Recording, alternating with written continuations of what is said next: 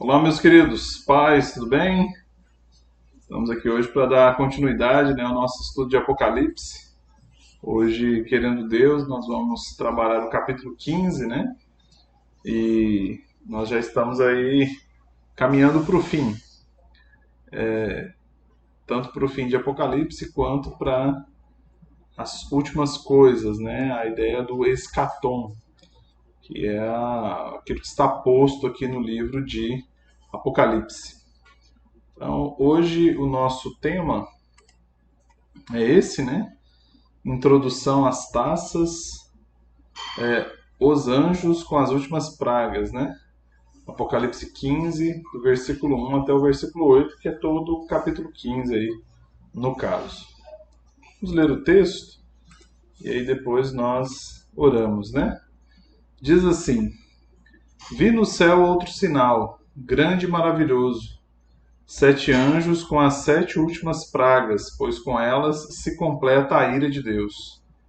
Vi algo semelhante a um mar de vidro, misturado com fogo, e de pé junto ao mar os que tinham vencido a besta, a sua imagem e o número do seu nome. Eles seguravam harpas que lhes haviam sido dadas por Deus, e cantavam o cântico de Moisés, servo de Deus, e o cântico do Cordeiro. Grandes e maravilhosas são os teus caminhos. Não, desculpa. Grandes e maravilhosas são as tuas obras, Senhor Deus Todo-Poderoso. Justos e verdadeiros são os teus caminhos, ó Rei das Nações. Quem não te temerá, ó Senhor? Quem não glorificará o teu nome? Pois tu somente és santo. Todas as nações virão à tua presença e te adorarão, pois os teus atos de justiça se tornaram manifestos. Depois disso olhei e vi que se abriu no céu o santuário, tabernáculo da aliança. Saíram do santuário 7 anjos com as 7 pragas. Eles estavam vestidos de linho puro e resplandecente, e tinham cinturões de ouro ao redor do seu peito. E um dos 4 seres viventes deu aos 7 anjos 7 taças de ouro, cheias da ira de Deus, que vive para todo sempre. O santuário ficou cheio da fumaça da glória de Deus e do seu poder, e ninguém podia entrar no santuário enquanto não se completasse as 7 pragas dos 7 anjos. Amém? Vamos orar. Senhor, nós te damos graça por esse momento, colocamos diante de Ti a nossa vida e pedimos ao Senhor sabedoria, graça, discernimento para compreendermos Tua palavra e para obedecê-la, em nome de Jesus. Amém. Amém, meus queridos? Então, quando a gente está lendo esse texto, dá vontade de cantar, né? Porque tem uma canção muito conhecida, né? Que é justamente essa passagem aqui que baseia-se, né? Um cântico que nós já cantamos, né? Então, esse texto que nós estamos estudando, ele é dividido em 3 partes, né? A primeira parte, ela introduz, né, os anjos com as últimas pragas. Depois, nós temos o cântico dos santos vitoriosos. E depois o tabernáculo celestial é aberto e os anjos são preparados para a sua missão mortal. O juízo das taças vindicarão, né, o sentido de Deus retribuir. Tem um texto, né, na palavra de Deus que do Senhor é a vingança, né? Então Deus vindicará, Deus vai dar resposta, vai estabelecer o seu juízo sobre aqueles que não o reconheceram como Senhor. Então ele vindicará os santos por tudo que sofreram. E Deus agora concluirá os eventos finais da história mundial. Então virá o fim. A partir do Apocalipse 15, nós temos visto, né? Vimos os selos, vimos as trombetas, todo esse período aí. E agora as 7 últimas pragas, as 7 taças, elas simbolizam o fim último. Não haverá mais tempo de arrependimento, porque não se arrependeram, né, enquanto havia tempo. Primeiro versículo aí. Diz assim, capítulo 15, versículo 1: Vi no céu outro sinal, grande e maravilhoso, 7 anjos com as 7 últimas pragas, pois com elas se completa a ira de Deus. Então, como nós estávamos falando, né, nós tivemos outros sinais no texto. O próprio texto de Apocalipse fala de outros sinais, né? João usa essa expressão, vi um sinal no céu, mas aqui é o único momento em que que é empregado, é a primeira vez, perdão, que é empregada essa ideia de um sinal grande e maravilhoso, que está diretamente associado ao cântico que está à frente, que grandes e maravilhosas são as obras de Deus. Então é provável que esse sinal maravilhoso é justamente o anúncio. Ele anuncia, é o anúncio da obra final do Senhor, de derramar juízo sobre a terra, sobre aqueles que o negam. Então nós temos a ênfase na ação divina positiva e ativa ao conduzir a história a seu fim. É um erro, né, pensarmos que Deus está assentado no trono inerte, como se Deus apenas observasse as coisas. Deus, ele não é apenas um observador, ele é o Senhor que faz, que estabelece, ele é o Senhor que define então a sua soberania. Dentro da sua soberania, ele define os caminhos da história. Portanto, todos os eventos mundiais, talvez desde o mais simples evento, Deus tem consciência daquilo que está acontecendo e, direta ou indiretamente, passa pela sua soberania. O capítulo 15, então, serve como um prólogo, né? Como se fosse aquilo que apresenta, né, o que ocorrerá no derramar das 7 taças do capítulo 16. O pano de fundo aqui, novamente, é o Êxodo, né? Inclusive tem a citação direta, né, de Moisés, né, nos versículos seguintes. E assim como nas pragas no Egito, que significava um juízo para os egípcios, né, para aqueles que negaram que o povo de Deus saísse, e as pragas simbolizavam um livramento para Israel. Assim também as taças significam o juízo de Deus ao mundo, né, aqueles que o negam, aqueles que rejeitam. Nós vimos isso durante esses estudos, várias passagens, né, Deus dando a opção, Deus estabelecendo a possibilidade de arrependimento, mas não se arrependeram. Então Deus agora derrama o seu juízo sobre esse mundo iníquo, sobre esse mundo pecador. E o juízo de Deus significa salvação aos seus servos justos, justificados por eles, né? As taças então estabelecem esse último julgamento da história e no derramar da última taça já não haverá mais arrependimento, porque aí será o fim, o escatom. É Deus encerrando, né, essa temporalidade que nós conhecemos, esse mundo que nós conhecemos. É Deus encerrando isso que Ele mesmo criou. Ele é o Criador, logo é dele o direito de estabelecer a sua vontade. Versículo 2 ao 4, nós temos esse meio aí, né? Como se fosse um sanduíche, né? A primeira parte, recheio, e a outra parte, que é o cântico dos vitoriosos, né? Como eu falei para os irmãos, a gente lê dando vontade de cantar, né? Porque tem a canção que nós conhecemos. Se você não conhece, eu recomendo você a procurar, né? Que é uma canção linda, que é baseada justamente nesse trecho, né? Olha o que eles cantam. Versículo 3. Grandes e maravilhosas são as tuas obras, Senhor Deus Todo-Poderoso.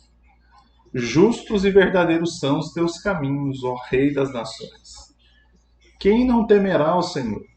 E quem não glorificará o teu nome? Pois tu somente és santo. Todas as nações virão à tua presença e te adorarão, pois os teus atos de justiça se tornaram manifestos. Esse é o cântico. A primeira pergunta é quem canta e de onde canta, né?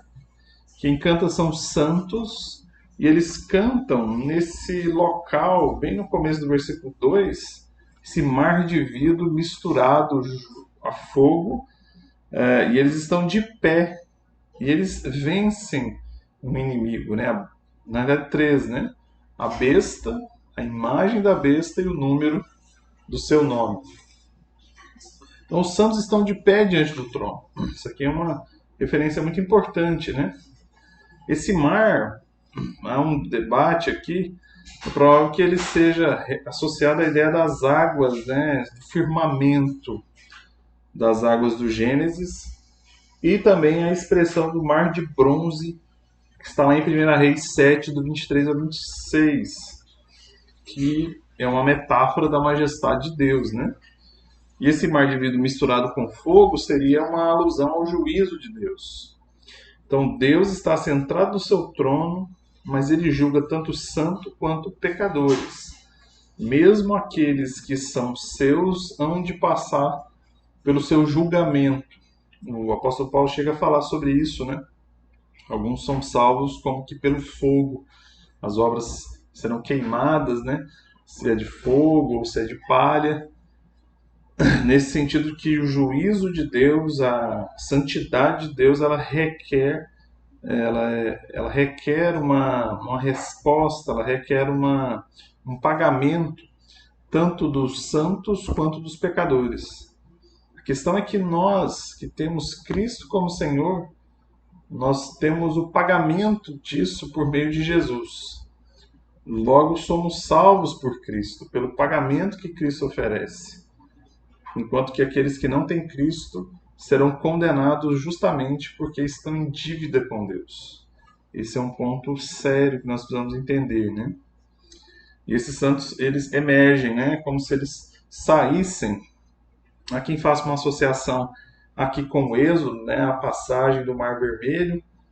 Talvez seja uma metáfora possível, mas alguns dizem que é forçar muito a metáfora, forçar muito a alegoria, mas há quem faça essa associação como que o povo de Israel passando pelo Mar Vermelho, saindo vitorioso, enquanto que os egípcios são destruídos. É uma possibilidade, né? Esses santos, eles têm na mão harpas, né, que o próprio Deus deu. Então, aquele que vence em Cristo, ele é convidado a adorá-lo, né, a celebrar a vitória. A gente não pode esquecer, meus queridos, do contexto do livro, né? O tempo todo a gente precisa ter em mente qual é o contexto aqui do livro de Apocalipse, né? Nós estamos no primeiro século, a igreja está sendo perseguida, muitos irmãos estão sendo mortos por conta do Evangelho, pela causa do Evangelho. Há uma perseguição, né? É provável que o texto tenha sido escrito no contexto do imperador Domiciano, que é um dos mais violentos na perseguição contra os cristãos, assim como foi Nero e outros. E o texto de Apocalipse também é uma resposta à época, no sentido de que todo esse sofrimento, toda essa perseguição, ela ainda será muito mais intensa no fim, mas mesmo aqueles que estavam sendo perseguidos naquele contexto têm esperança de que um dia estarão diante de Deus de pé, restaurados e prontos para junto a Deus celebrar a vitória. E essa é a nossa esperança também, não é? Nossa esperança é de que, como diz o apóstolo Paulo, essa leve e momentânea tribulação não se compara com o peso de glória que está de ser revelada. Essa é a ideia, né? Por isso que Apocalipse é um livro de esperança. É um livro de celebração da vitória. Eles estão, então, aqui diante de Deus, celebrando, né? Declarando os grandes e maravilhosos feitos do Senhor. Há um paralelo, né, aqui entre o Cântico de Moisés, que está lá em Êxodo, que está em Deuteronômio, no capítulo 15 de Êxodo, capítulo 31 e 32 de Deuteronômio. Há também um trecho no capítulo 14 de Êxodo. E você tem várias alusões aqui nessa passagem de Apocalipse, né? Temas como as obras de Deus, Deus guiando o seu povo pelos seus caminhos, a santidade de Deus. Então está presente aqui, mas é bem provável que os temas principais sejam esses da libertação, né? A gente não pode esquecer que o êxodo é saída, né? Mas então essa saída do Egito para Canaã, marcado pelo momento, talvez muitos lembram lá da passagem do Mar Vermelho e tal, mas talvez o ponto central é a Páscoa. Páscoa é o ponto central, né? É Deus derramando as pragas e na última praga Deus remindo, Deus pagando a dívida, libertando o seu povo por meio do sacrifício do Cordeiro Pascal. E é o que Cristo faz por nós na cruz, né? O que ele fez por nós na cruz. Então a libertação e a restauração são os principais temas quando o povo de Deus experimenta esse novo e definitivo êxodo. Aí sim, né? A vida eterna com Cristo será um definitivo êxodo. E isso é possível pelo Cordeiro Pascal, que é Cristo Jesus. Aqueles que reconhecem a Cristo como Senhor serão libertados, são por Ele libertados. Cristo é o caminho, é o que Ele mesmo diz, né? Sou o caminho, a verdade e a vida, ninguém vai ao Pai senão por mim. Está lá em João 14,6. A expressão, então, cântico do Cordeiro pode ser relacionada à ideia do que o cântico celebra a vitória, estou acabando de dizer, né, da conquista, essa vitória que é conquistada pelo Cordeiro na cruz, quando ele morre, quando ele ressuscita, quando ele ascende ao céu. A gente não pode esquecer que esse Cordeiro é ele que abriu o livro, lembra? Quem é digno de tomar o livro e abrir os selos, então é ele que é digno. Tudo aqui, irmãos, é consequência da abertura do livro lá do capítulo 5, né? A partir do capítulo 5, capítulo 6, quando você tem a celebração do Cordeiro e a abertura do livro. E esse cântico ele destaca os atos, os juízos da obra do Senhor Deus Todo-Poderoso, que é o título principal de Deus no livro de Apocalipse. É o Senhor soberano, que está assentado no trono, que governa, que reina. Não há nenhum limite, né, ao seu poder. É a expressão máxima da ação de Deus. O texto diz, né, grandes e maravilhosas são as tuas obras. Essa primeira linha, então, celebra as obras de Deus, enquanto a segunda, os seus caminhos, né? Justos e verdadeiros são os teus caminhos. E também mostra essa ideia da soberania, adverte sobre a justiça e a ira de Deus. Né? Há vários textos em Apocalipse que celebram a justiça do Senhor. Há também essa expressão, né? Segundo alguns estudiosos, que seria o centro da teodiceia, quem é Deus, né? De como Deus age, quando o juízo de Deus é compreendido tanto como legalmente justo como moralmente verdadeiro. Deus é o soberano, Ele é o Senhor. Todo o universo é seu. Então, quando Deus age, Ele age dentro da lei dele. A gente precisa... É porque nós não temos essa noção de como é a monarquia, né? Essa ideia de que o Senhor é o rei absoluto. Ele é soberano, então o agir dele, a fala dele, as decisões dele é a lei, né? E aqui está associada diretamente a essa expressão, ó Rei das Nações. Então ele governa as nações, ele governa todo mundo e, ao mesmo tempo, também garante a salvação, né?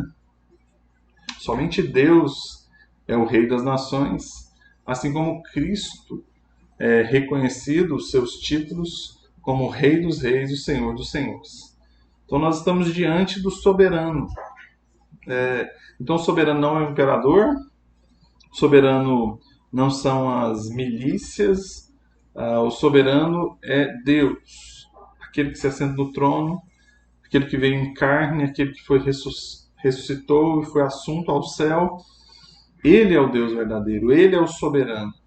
E todos os outros reis, todos os imperadores, todos os poderosos, todos os chefes militares, todos os ricos, os senhores hão de prestar conta diante de Deus. Claro que aqueles que não têm posses também, mas a ideia aqui é mostrar que a soberania de Deus ela é ilimitada. A segunda parte do cântico, ela tem algumas perguntas retóricas, né? Você já sabe a resposta, né? Quem não temerá o Senhor? Quem não glorificará o teu nome? O próprio texto de Filipenses diz que todo joelho dobrará e toda língua confessará que Jesus Cristo é o Senhor. Haverá um momento em que salvos e não salvos, aqueles que serão chamados às bodas do Cordeiro, quanto aqueles que serão enviados para o lago de fogo, todos reconhecerão que o Senhor é Deus. Aqueles que negaram, aqueles que afirmaram que Ele não existe, aqueles que limitaram o seu poder, aqueles que pensaram que Deus é apenas uma ideia, ou que Deus está presente em todos os lugares, hão de prestar conta diante do Senhor. Todos irão glorificá-lo. Por isso que nós somos chamados a adorar o Senhor. Né? Você que tem Cristo como Senhor, você é chamado. É uma ordem de Deus adorá-lo sempre. Por meio das nossas vidas, por meio das nossas ações, em todo o tempo, né? Gosto muito daquele versículo de Coríntios, né? Quer comais, ou bebais, ou façais qualquer outra coisa, fazei tudo para a glória de Deus. A sua vida tem sido uma vida que glorifica a Deus? As pequenas coisas você tem reconhecido que é Deus que tem te dado, que tem suprido, que tem protegido, ou que tem permitido talvez o sofrimento, a dor, como forma de também cumprir a vontade dele.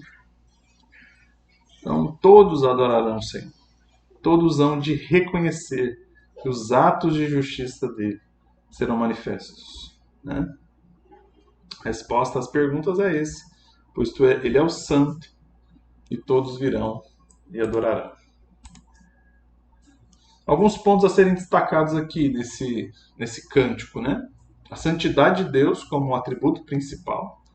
Tem até um livro do Sproul, que é Deus é Santo, um livro muito interessante, ele é pequeno, fala justamente sobre essa ideia, né, de que talvez a santidade seja uma característica de todos os atributos de Deus. A ira de Deus é santa, o amor de Deus é santo, a soberania de Deus é santa, todo o agir de Deus é santo. Então talvez a santidade de Deus seja um dos seus principais atributos. Todas as nações o temem e o adoram, pois estão diante dele, né, como eu já havia comentado. E aqui tem um paralelo, né?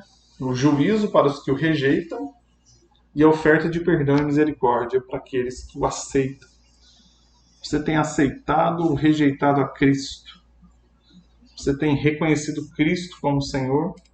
Aqueles que reconhecem, aqueles que, como diz o texto, né, recebem a Cristo como Senhor, serão salvos, mas aqueles que o negam receberão juízo de condenação eterna da parte de Deus. E a mensagem do livro é justamente essa, de acordo com a reação ao chamado de arrependimento, ou as nações, ou povos, tribos enfrentarão o juízo de Deus ou desfrutarão da sua salvação. Aqueles que respondem, reconhecendo que são pecadores e que só Deus é o eterno, o santo, receberão de Deus salvação. Mas aqueles que continuam achando que podem ser senhor de si, que podem ser, conseguem, né? Minha vida, meu projeto, sou eu. Esses, infelizmente, enfrentarão o juízo do Deus eterno, porque só Ele é o eu sou. Nós não somos. Sem Ele nós não somos nada. Então a ira e a misericórdia de Deus estão sendo aqui expressas, né? A última parte do capítulo 15, nós vamos dividir aqui em dois, né? Versículos 5 e 6 e versículos 7 e 8. Então, os 7 anjos saem do templo celestial. Depois disso olhei e vi que se abriu no céu o santuário, o tabernáculo da aliança. A gente precisa entender aqui que essa ideia do tabernáculo, do santuário, né, o santo dos santos, o tabernáculo como simbolizando também a arca. A arca tinha os testemunhos, que é dentro da arca, né, do testemunho estava as pedras com os 10 mandamentos, a vara de Arão. Então nós precisamos entender esse ponto aqui, então essa associação direta a Êxodo, tá? Quem ler Apocalipse conhecendo um pouco o Êxodo, tá implícito isso aqui, ou até explícito, né? Então sai do santuário 7 anjos com as 7 pragas e eles estavam vestidos de linho puro, resplandecente, tinham cinturões de ouro, né, no peito. A abertura do santuário, do lugar santíssimo, simboliza o escatom, o tempo do fim. Aqui prepara justamente para esse momento que será o derramar das taças. O propósito dessa descrição é inserir a ideia da aliança. No Êxodo, no Deuteronômio está lá. Se você ler, está posta, né, as bênçãos e a maldição, né? No Monte Ebal e Gerezim, se não me engano, são esses nomes, liam as bênçãos e leram as maldições. Então, esse é o ponto aqui, tá? Então, as nações que quebram a aliança de Deus, aqueles que quebram a aliança com Deus, devem sofrer as consequências da maldição. E aqui, irmãos, está relacionado à maldição que o próprio Deus decreta, que o próprio Deus estabelece, dizendo: olha, aqueles que me negam, aqueles que se distanciam de mim, sofrerão consequências. Então, é Deus sendo misericordioso. A misericórdia de Deus sendo estabelecida. Mas há um momento em que não há mais arrependimento, logo a ira de Deus é derramada na sua plenitude. Apocalipse 11:19, a arca pode ter sido um sinal de misericórdia, mas aqui a arca simboliza juízo. É uma passagem conhecida, né, quando Davi traz a arca de Deus de volta, a arca ela escorrega e alguém irá acudi-la, eu não me lembro agora o nome da personagem, e Deus mata ela, fulmina ela. Por quê? Porque Deus tinha estabelecido uma regra. Só poderia... Não é para tocar na arca. Tá? Os levitas, eles carregavam a arca por meio das varas que ficavam laterais a ela. Mas ninguém toca na arca. Alguns podem interpretar, né? Mas a arca ia cair, podia até estragar, o cara estava acudindo. Mas Deus é santo. E o que ele estabelece deve ser obedecido independente da sua opinião, independente do que você acha que é melhor. O que você acha que é melhor, se não estiver em coerência com a vontade de Deus, o que a palavra diz, não serve para nada. Esse é o fato. A vontade de Deus, é a palavra de Deus que é a verdade, é a regra, é a lei. E é ela que deve moldar o nosso agir. E não o contrário, né? Eu acho que dá para fazer assim. Eu penso que pode ser assado. Aí o cara morre frito. O fato é esse, tá? Deus é justo. Deus é santo. E ele não volta atrás nos seus decretos. Quando há momentos de arrependimento, o próprio Deus tinha dado essa oportunidade. Se o povo se arrependesse, ele derramaria misericórdia. Se não, derramaria maldição. Então, os 7 anjos saem do santuário com as pragas, né? É uma alusão direta às pragas do Egito.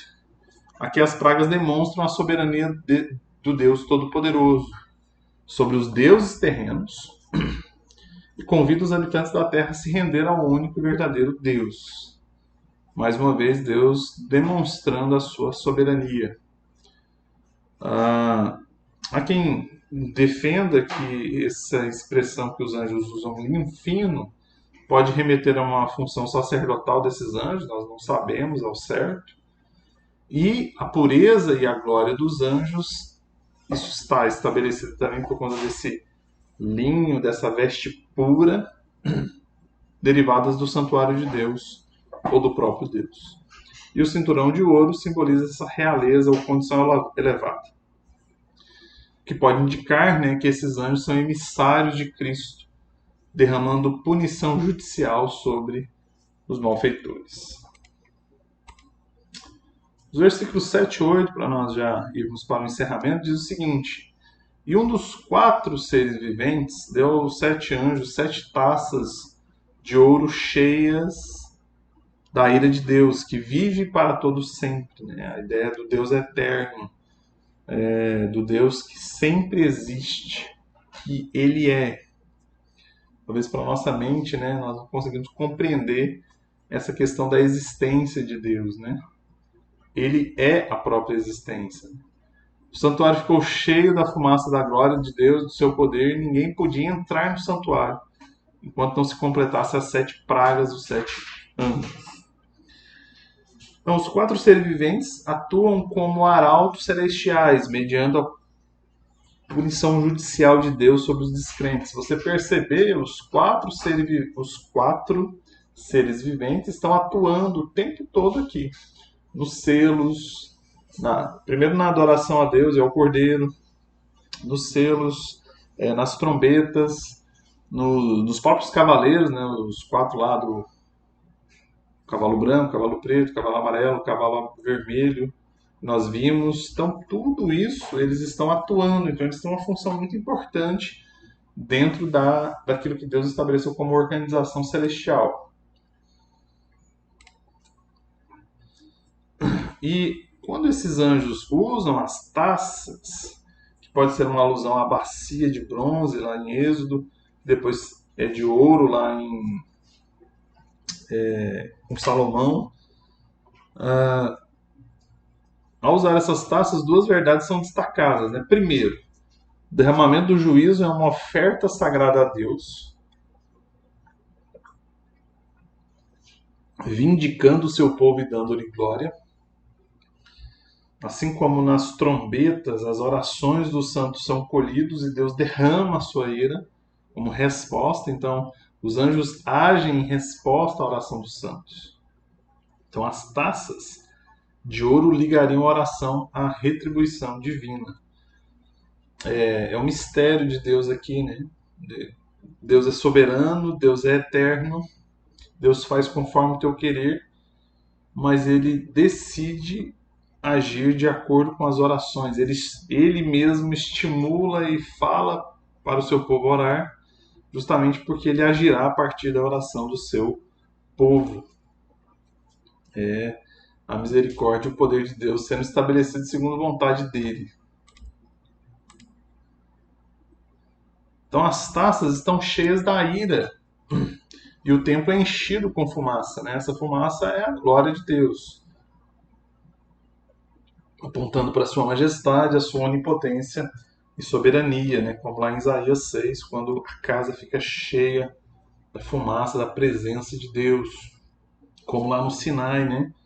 Que a fumaça representa essa presença aterradora do Senhor, né? Um Deus que causa espanto. Lá em Êxodo, a galera, Deus só fala com Moisés e tal, podia falar com a gente, né? Deus falou, então, beleza, Moisés, manda o povo santificar, né, jejuar, se apartar de algumas relações e vamos conversar. E aí Deus aparece no monte, o monte começa a fumegar, trovões, fumaça, aquela presença aterradora de Deus, e o povo fica com medo, né? Olha, Deus fala com Moisés e o Moisés fala conosco. O nosso Deus é o Deus Todo-Poderoso, irmãos. Ele é misericordioso, Ele é gracioso, Ele é bondoso. mas Ele é o Deus tremendo, Ele é o Deus poderoso, que nos deve causar espanto, que nos deve nos causar santa reverência. Nós devemos tremer mesmo diante dele.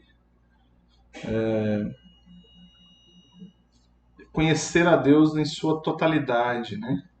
Não esse Deus pintado de um Deus camarada, um Deus gente boa, mas um Deus que é santo e que exige de nós santidade, mas por misericórdia, por meio de Cristo, ele nos dá perdão, né? Deus derrama a sua ira sobre Cristo. Deus derrama sobre Cristo toda a sua indignação em relação ao pecado, e Cristo recebe isso, a pena, a culpa em nosso lugar. É por isso que nós precisamos sempre confessar os nossos pecados. Precisamos reconhecer que esse Deus todo-poderoso, ele deve ser temido mesmo, respeitado, ter medo, ter reverência, né? Se tem medo de alguma coisa, você respeita alguma coisa, você fica cismado diante de alguma situação, pois tudo isso é ínfimo em relação à grandeza e ao poder de Deus. Então a centralidade da glória de Deus é vista no aspecto final da cena, né? Fica tão densa a presença de Deus que ninguém pode entrar no templo. É o que ocorre, por exemplo, em Êxodo 40, 35. Moisés não pode entrar na tenda por causa da glória de Deus, a presença gloriosa do Senhor. Aqui uma ênfase nesse Deus, em Deus finalizando, completando o seu juízo. São os eventos finais, capítulo 5 até 10, e conduzem ao plano de Deus do escatom no seu estágio final. Para nós concluirmos, né? Qual a sua ideia sobre juízo? Geralmente nós temos um pensamento sombrio e triste, né? Mas em Apocalipse o juízo de Deus é a esperança para o seu povo. Para aqueles que têm Cristo, o juízo de Deus é a esperança, a expectativa de que o reino de Deus se estabelecerá e nós então teremos esse começo definitivo desse reino de Deus na Nova Jerusalém que será estabelecida. Por esse motivo os santos celebram, dizendo que grande e maravilhosas são as tuas obras, Senhor Deus Todo-Poderoso. Que justos e verdadeiros são os teus caminhos, ó Rei das Nações. Que você e eu possamos, né, entender isso. O Deus eterno há de julgar tanto a nós quanto aqueles que não têm a Cristo. Aqueles que têm Cristo serão julgados e serão aceitos por Deus por meio da obra de Cristo. E aqueles que forem julgados e não tiverem a Cristo receberão o juízo eterno da ira de Deus, porque não reconheceram Cristo como Senhor. Você hoje mesmo pode reconhecer a Cristo como Senhor, entendendo isso, né? Que Deus veio para salvar os pecadores. Ele veio buscar e salvar o que havia se perdido. Eu, você, todos nós estávamos perdidos no pecado, mas Cristo Jesus veio para nos resgatar. Hoje mesmo você pode reconhecê-lo como Senhor, receber da parte de Deus a misericórdia e o perdão.